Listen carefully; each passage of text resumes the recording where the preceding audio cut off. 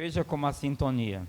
Eu ia pedir que cantassem esta canção e eles cantaram antes que eu pedisse. Esta canção nos faz lembrar do apelo de Deus a Moisés. Então, primeiro domingo, Deus apela para cada um de nós. É o apelo de Deus para nós. Fala, Senhor. É abrir nossos ouvidos para escutar a mensagem do Senhor. Repete de novo a estrofe, por favor. Vocês vão cantar várias vezes, talvez, viu? Só fala, Senhor. Fala, Senhor Javé, Israel quer te escutar. Fala, Senhor Javé, Israel quer te escutar. Antes de começar a minha pregação, quero dizer como era a Santa Missa celebrada nos primeiros séculos da Igreja Católica. Começava às 6 da manhã, terminava meio-dia com almoço. Então, nós começamos 8 horas, pode terminar lá para 2 horas da tarde, não tem problema não, viu?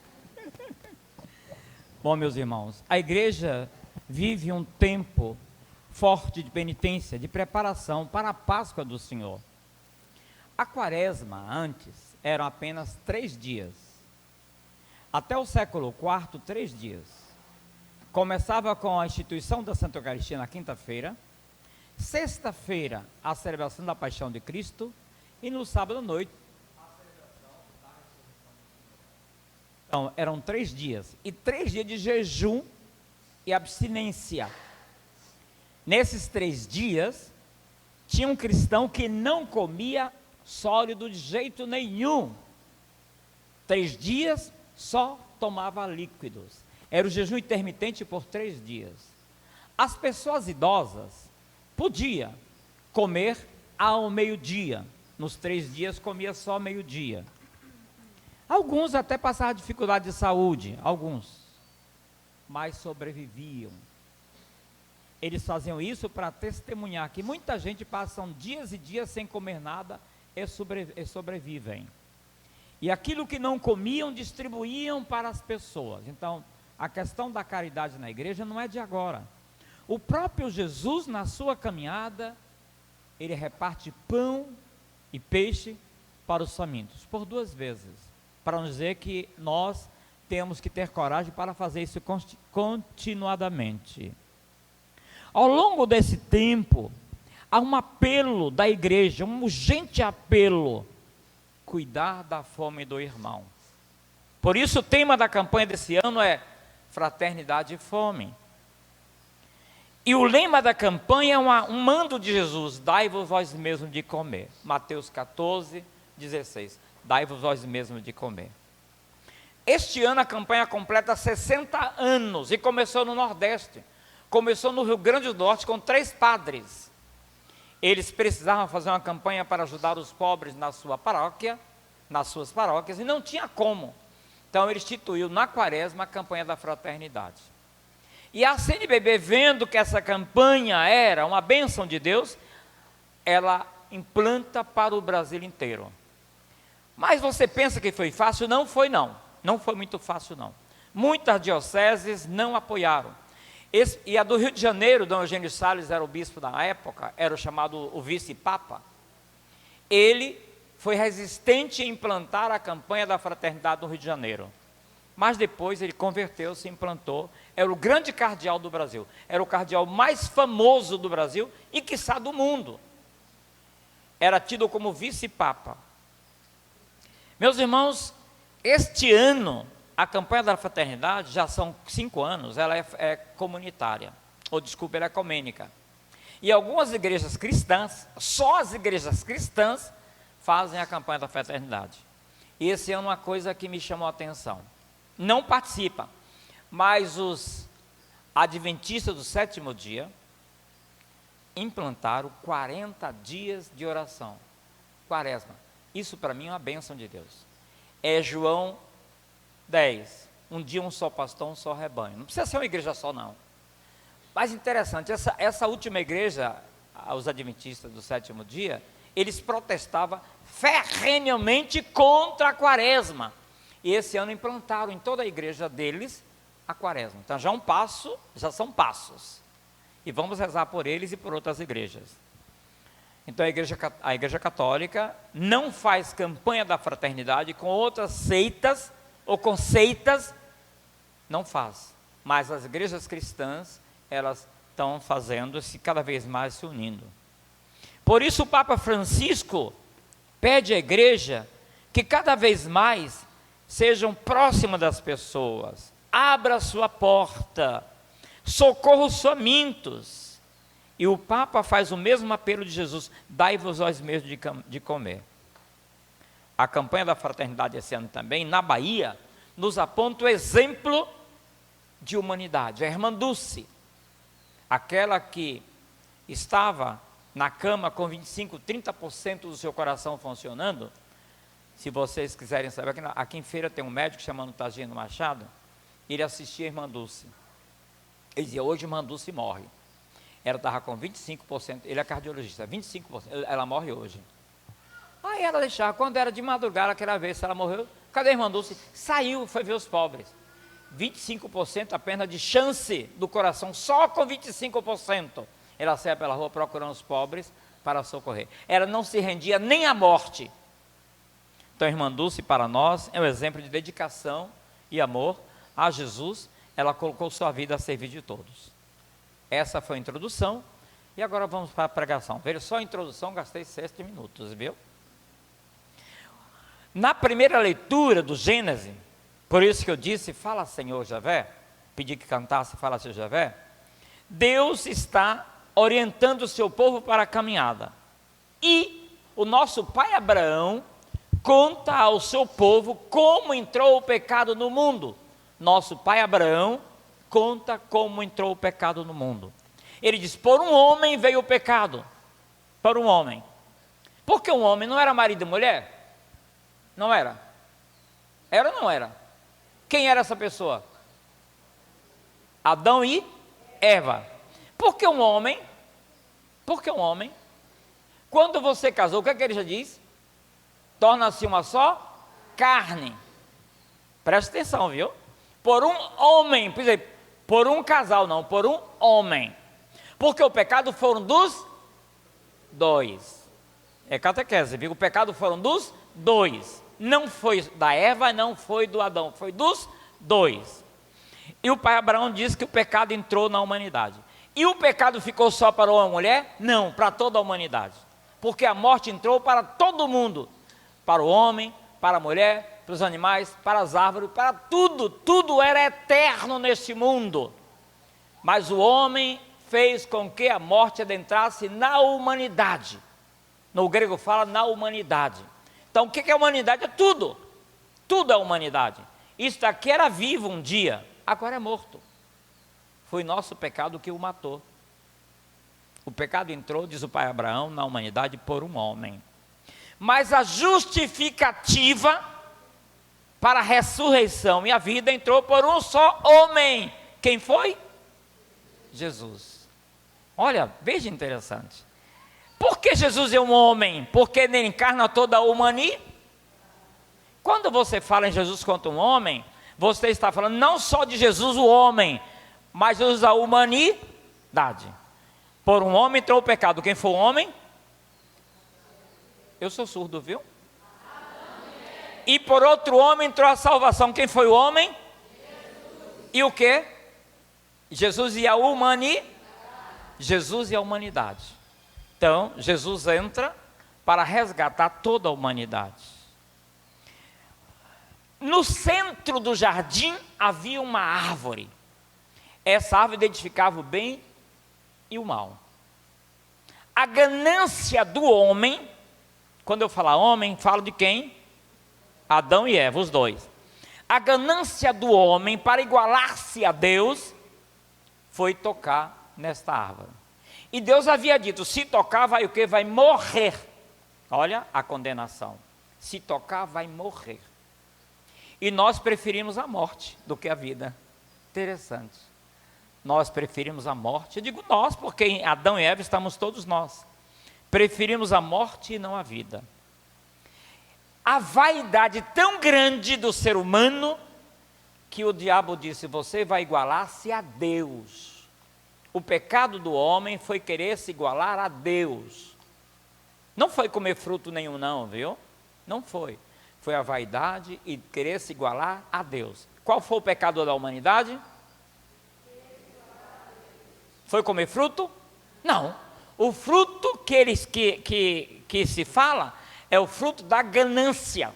Eu quero me igualar a Deus. E come.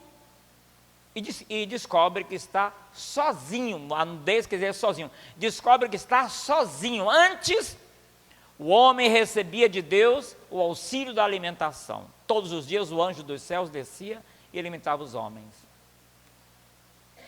E agora ele se encontra sozinho, nu. A nudez quer dizer sozinho, não é nudez da roupa, também físico, mas é nudez de estar sozinho. Por que eles estavam sozinhos? Porque se afastou de Deus, desobedeceu de Deus. É assim que acontece conosco quando nós pecamos. Nós ficamos nus. E percebe quando você peca, a tua consciência acusa. Acusou o homem. Ela te acusa, porque você está sozinho.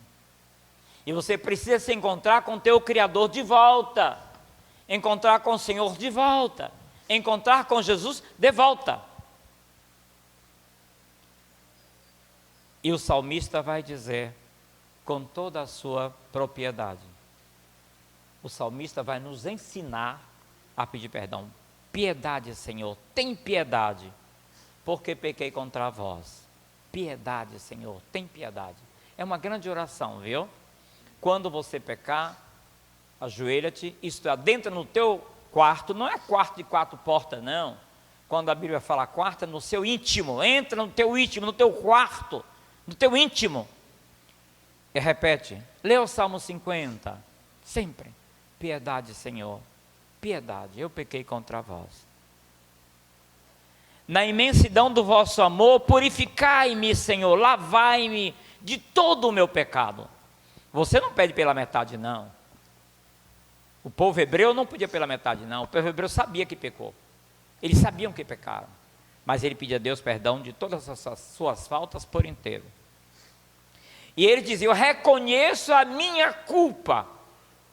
Adão não reconheceu não, viu? Se ele tivesse reconhecido, talvez tivesse voltado atrás a Deus.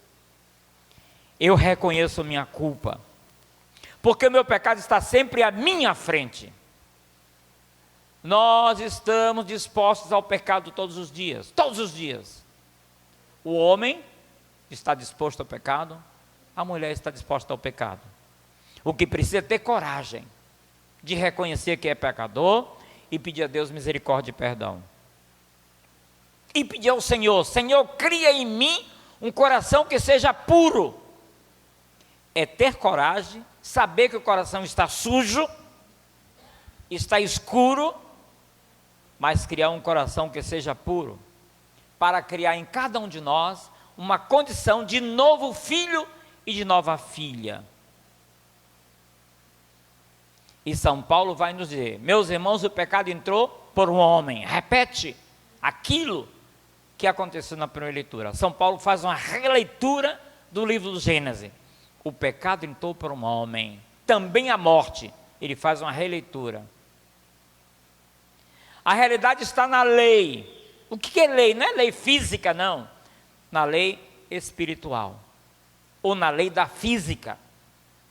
Está na lei. A morte entrou no mundo por um homem. Até Moisés, para a humanidade, a morte era desconhecida. De Moisés para cá, ele pede ao Senhor o que cantamos, por favor, a proclamação do Evangelho. Escuta, Israel, Javé, teu Deus vai falar. Escuta, Israel, Javé, teu Deus vai falar. Fala, Javé. Fala, Javé. Fala, Feche os olhos. Fechamos os olhos, todo mundo. E escute o apelo de Deus. Israel quer te escutar. Fala, Senhor Javé. Israel quer te escutar. Com os olhos abertos. E o apóstolo Paulo diz: meus irmãos, com isso não quero dizer a vocês que o dom e a graça de Deus é contra o pecado de Adão. Não, não é a falta de Adão que tira a graça de nós. Não, São Paulo diz à comunidade que não é o pecado. Diz aos romanos, não é o pecado que tira a graça de Deus, de jeito nenhum. Quem tira a graça de Deus são nossas vaidades. Porque nós recebemos um dom gratuito por um só. Por um só? Não. Homem. Por um só? Homem. E esse homem representa toda a humanidade. Por um só homem, a graça veio até nós. Nós não tínhamos nenhuma condição de receber essa dádiva. Até Moisés não era prometido a salvação para ninguém. A partir de Moisés, Deus promete resgatar um povo. Êxodo capítulo 3, versículo 7. Eu escutei o clamor do meu povo e desci para socorrer.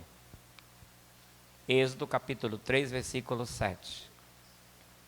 Eu escutei a voz do meu povo e desci para socorrer.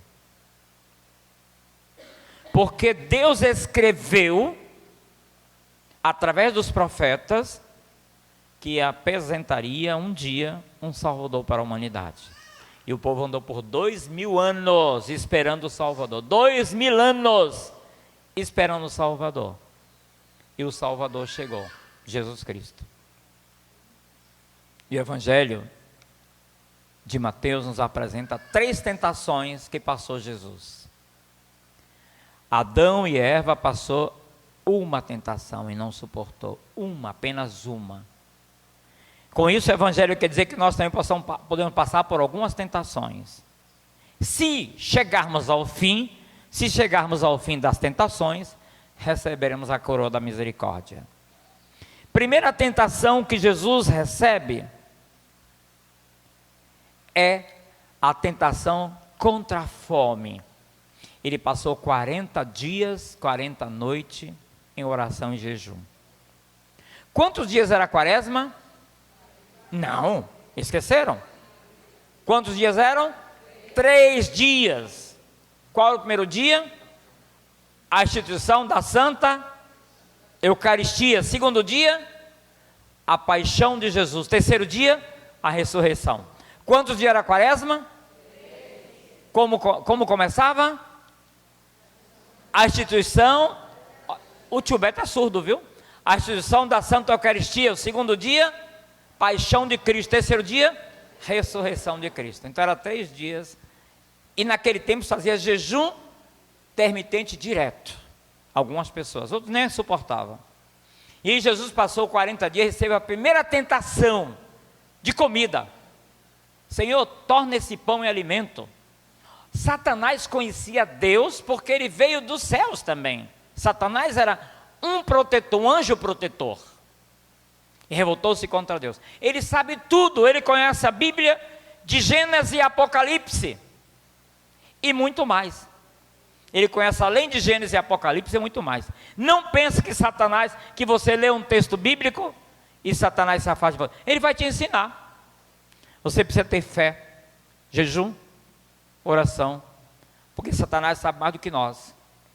Jejum, fé e oração. E Jesus retruca, não só de pão vive o homem, mas daquilo que vem da boca de Deus. Não só de, esse é o primeiro pão que nos alimenta, o primeiro pão, o pão que vem da palavra de Deus. A segunda tentação de Jesus, a segunda tentação que o Senhor passa, é a tentação do poder. Do poder. Conhece um homem, dá poder a ele.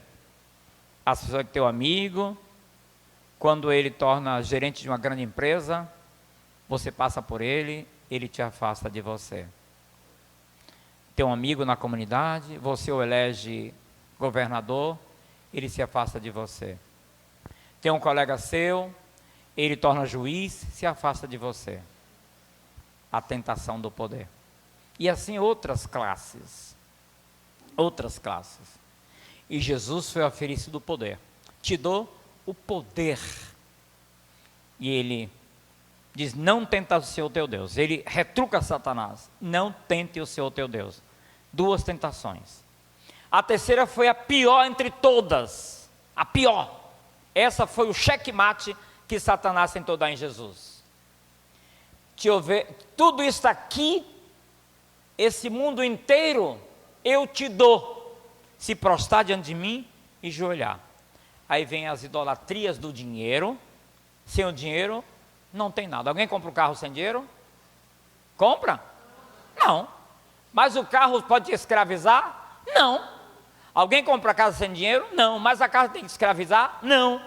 Com isso, Jesus quer dizer que você tem que ser superior a tudo nesta vida, a tudo. Para trás de mim, Satanás. Esse foi o checkmate que Satanás tentou dar em Jesus, e Jesus deu nele. Para trás de mim, Satanás.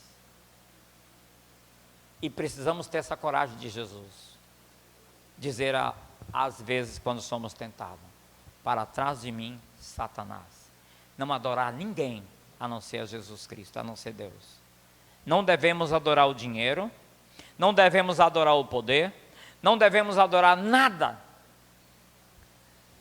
Eu fico preocupado às vezes, abre um parêntese, não é meio-dia ainda não, né? Eu fico preocupado às vezes, quando alguém se enche de joia, de baixo até em cima. Às vezes a vaidade toma conta das pessoas. Não é proibido usar joia não, viu? Não, ao contrário. Joia embeleza as pessoas. Mas não se venda pela joia. Não se venda pela roupa bonita. Não se venda pela vaidade. Seja superior à vaidade. Use, mas seja superior à vaidade. Não é fácil, mas é possível ser superior à vaidade. Por isso, meus irmãos, Jesus expulsa aquilo que o primeiro homem não teve coragem de fazer. Se o primeiro homem dissesse à serpente, afasta de mim, Satanás, não teria tanto sofrimento na vida.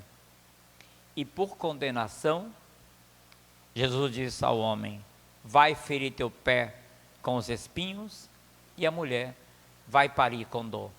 Antes as mulheres não tinham dor para ter filhos. Eva não sentia dor para ter filhos. Adão não sentia os espinhos nos pés. Mas depois do pecado, Eva começa a sentir dores para ter filhos, e Adão sentir os cravos dos espinhos nos seus pés. Que esta quaresma, nós tenhamos coragem de dizer ao pecado, para trás de mim, Satanás. Não é que você não vai pecar, mas coragem. O canto. Fala, Senhor Javé, Israel quer te escutar. Fala, Senhor Javé, Israel quer te escutar. Apresentemos ao Senhor as nossas orações, nossas preces. A vós, Deus, Pai Todo-Poderoso, confiantes, elevamos ao nosso coração, peçamos vosso clamor humildemente. Te oferecemos nossas preces.